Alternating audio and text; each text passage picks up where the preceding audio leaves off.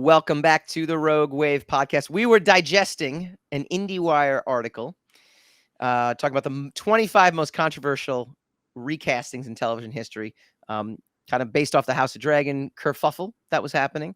And then also it's talking about Kingdom of Tundo, which is on roguematter.com right now. Go check it out. It's free to read and free to download. Well, not free to download, free to read. Go to the site, check it out, and check it out on mobile. It's great.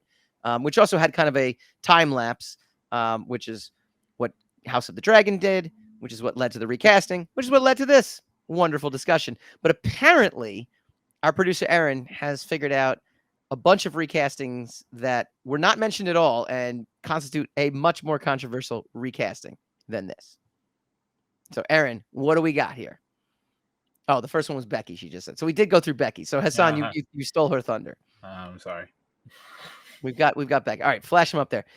This one I agree with 100%. So for our listening audience out there, the Iron Man recasting, Rhodey Rhodes getting James Rhodes, but getting recast it's Terrence Howard, and then Don Cheadle changed into John Cheadle overnight.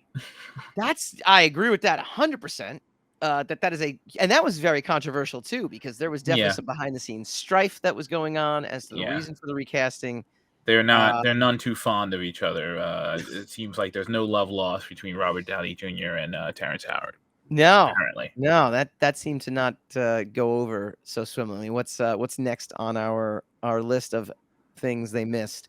I don't even know who this is. Do you know who this is? Nope. Aaron's gonna have to give us a heads up.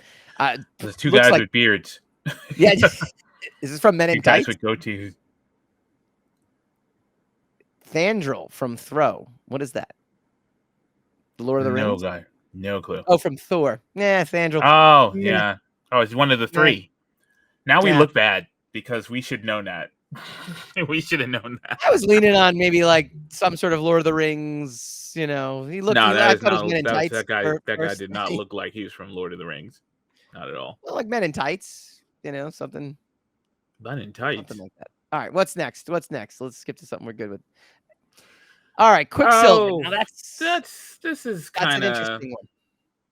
Yeah, it almost doesn't work unless you take WandaVision into account. Correct. Because it's two different franchises. Correct. So Quicksilver in Avengers Ultron was played by Taylor Johnson. Kick-ass. Oh yeah. I keep forgetting if it's Anthony Taylor Johnson. No, I think it's I gotta look that up here. Yeah, Kick-ass. That's what I know him as. Aaron, I knew it. Aaron Taylor Johnson. And then you have obviously the Quicksilver from the X-Men universe. Yes, from the Fox X-Men franchise. Yes. Completely different superhero franchise. Two people playing the same character. Evan Peters, yeah. Evan Peters. And that Kevin Peters was actually a Magneto's son in that. Correct. Whereas that Quicksilver in the MCU was not. Correct. That is correct. Wow.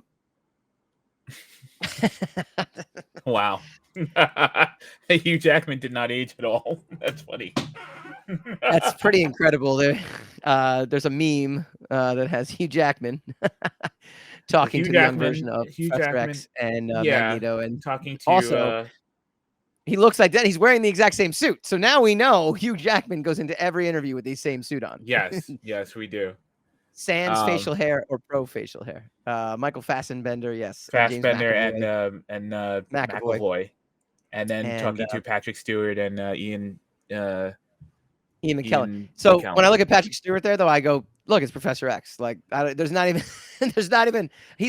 a real person. He is. That's Professor Captain X. Picard. Sorry. Yeah. He's not Professor X. He's Captain Picard.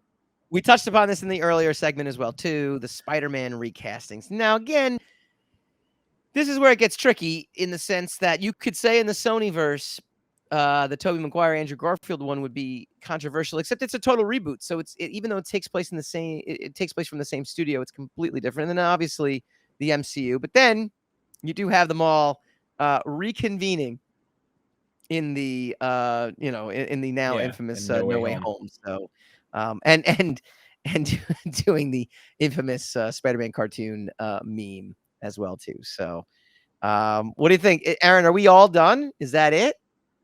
Did we miss any more recastings? Oh no, she says we're not done. Oh, we got more. Oh, the Oracle Out of this. from the Matrix. The woman. Well, Only that's people kind of cared about sad. those. Yeah, if only people cared about the sequel Matrix Those movies. Oh yeah. Okay.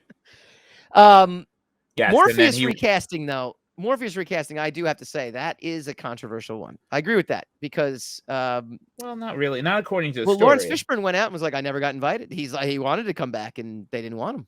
Yeah, but I mean, the story kind of explains why he's not in it. Sure. Well, he's not he's not the same Morpheus. Yeah, I mean, it explains the recasting, but it's also you also could have had him in there and dropped like the line or two about how he's not the exact. You know what I mean? Like it was almost. Well, I mean, that's what I'm saying. They did have him not in it, and they did drop a line or two to explain why he wasn't in it.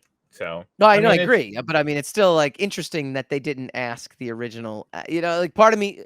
This is my point, though, right? I think that we'll never know what the actual reason was. Like if like they justified it in the story, but could have easily have just brought him back, you know, because and shed 2 lines of dialogue and had him in it just like everyone else. So it's interesting to see why he. Well, everyone else wasn't in it, though. I mean, what's the his main, name? You know, the 3 main actors are Carrie-Anne Moss, Keanu Reeves, and Lawrence Fishburne, and 2 of the 3 reappeared. So interesting. Yeah, and there's also Hugo Weaving who wasn't in it, and he was one of the main characters. He's the main villain. But he didn't want to be in it, though. All right. No, I'm just saying, like, I mean, you heard articles, and he's like, yeah, I had no interest in being in these things. Lawrence Fishburne was like, I would have loved to have been in this. You know, so it makes it, I don't know. Me thinks there might be a story there that I understand. I understand what you're saying. Here's the thing is, if Lawrence Fishburne had said nothing about it, I would have been happy to be in it. It wouldn't have been a controversy. Correct. Because it's not like they replaced him because they didn't like him.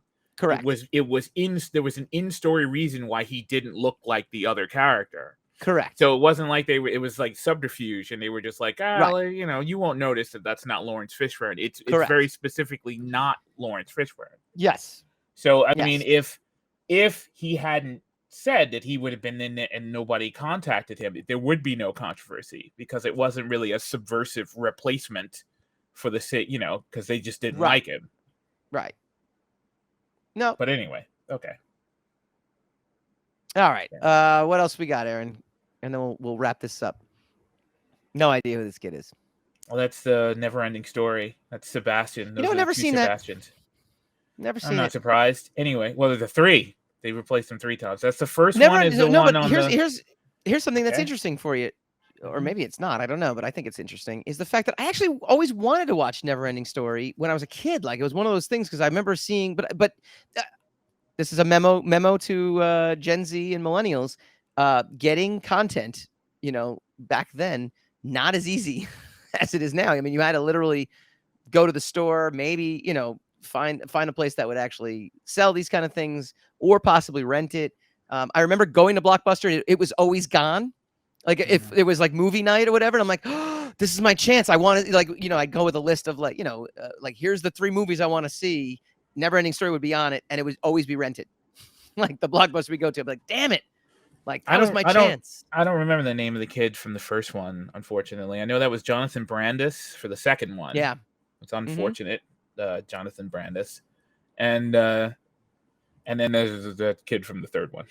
Well, I like that Aaron doesn't even give him like proper space in there. I bailed on I didn't see the third one, so I had already walked away from the whole franchise by the third one. The Free Willy kid. Yeah. Yeah. Yeah, I'll never. That was in the article too. I think at that point you just kind of. Home Alone is not. Once you get past the first one, maybe you squeeze in the second one, but I'm not too. I'm not too. Yeah, I'm surprised you just kind of glaze over this because that's a pretty significant cast. Again, I didn't glaze over anything. I didn't glaze over anything. You kind of did. IndieWire. IndieWire. Yeah, but I mean, Remember, I you're just pulled it following from IndieWire. IndieWire. It's like you just Yeah. gotta just step out on your own and. Like, Well, that's what this segment's all about here. See, Okay, that's what we're doing here. Mhm. We're staking a claim here. I have a friend of mine who thinks Timothy Dalton is the best Bond. All right, that's interesting. That's an interesting choice. We've got every single Bond up there right now.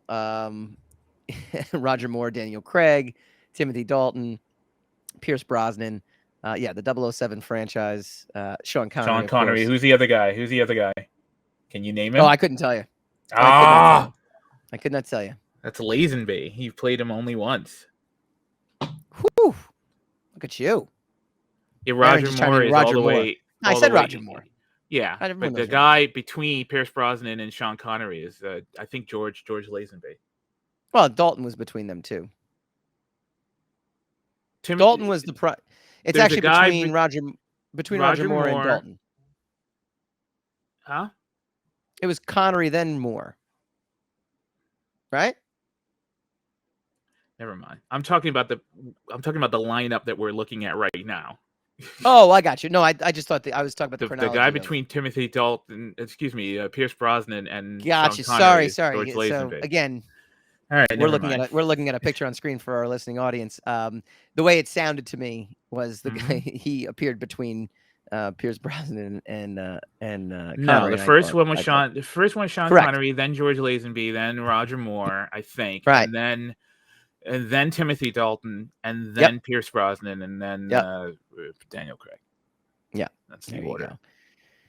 And obviously Superman. There's been many. Don't know the first one. I know George Reeves and then Christopher Reeves, and then the two Superboys that they recast, and I don't know their names. And then I know what's his name? The one from Lois and Clark. Oh, I can't believe I can't remember his name. Dean Cain, yeah.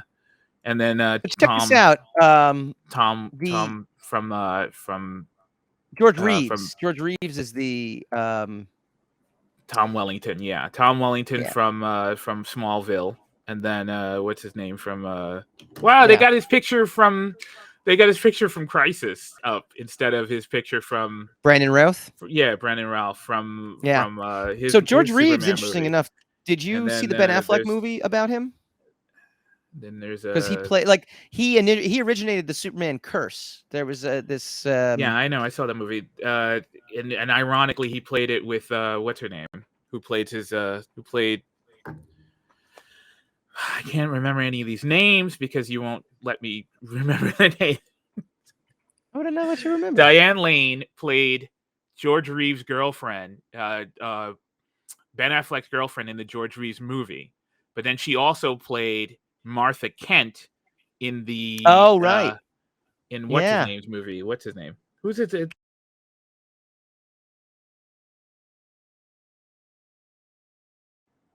As we're going through this, Lee Quigley, who played Superman as a baby. Henry Cavill. Thank you. I don't know why you're not listening to me. I'm not listening to you. Because I literally, you're not listening to me. I literally said I'm looking up the curse right now. I'm not looking up that. Yeah, but we're trying to do the content for the. All right, never mind. Well, I know this is content. I'm looking up the curse. Other alleged victims: they can't Marlon hear Brando, you look Margot something Kidder, up. Richard Pryor, Dana Reeve, Jerry Siegel, and Joe Shuster. I mean, literally, if you're gonna say there's a Superman curse, I mean, you could curse anything, right? Like eventually, people die. Some die under tragic circumstances. You know, it's got to be curse worthy. There, Wikipedia, get better. It's only George Reeves and Christopher Reeves that were really. Had the. I mean, I don't think it was much of a curse. Right. There's Adam West the and then Michael Keaton and Val Kilmer and George Clooney and Kristen Bale and Ben Affleck, my favorite, and Robert Pattinson, who was better than he should have been. It was a way better movie than I really enjoyed the Batman. I don't know Robert Lowry. I never saw those two Batmen and Lewis Wilson. I never saw the first two. I was not alive, and it was very rare that they were shown. What? I mean, his cowl. If you're looking at the cowls of the black and white Batman, looks little cheesy, a little cheesy. All right, let's end it right here. I think we've Yeah, thank covered God. we've covered a lot here. The Doctor Who's. See, I can't comment on Doctor Who. I know nothing about Doctor Who. Absolutely nothing. Aaron's like, I had more, but cool. But we got big news to talk about, Aaron. We got big news coming up. We will go all around the Rogue. Next segment, major MCU announcement took place last night. Is it a sign of desperation or is it a calculated, brilliant move? We will discuss when we come back.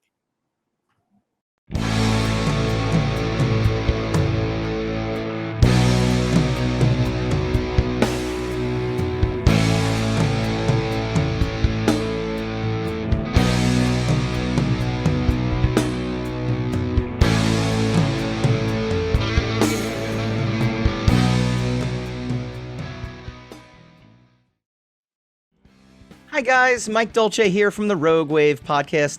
If you like this video, please feel free to like, share, subscribe, all that fun stuff. It really helps us out. Leave a comment, let us know what you'd like to see in future episodes, and tune in every Wednesday night, 8 p.m. Eastern for a brand new episode of the Rogue Wav podcast.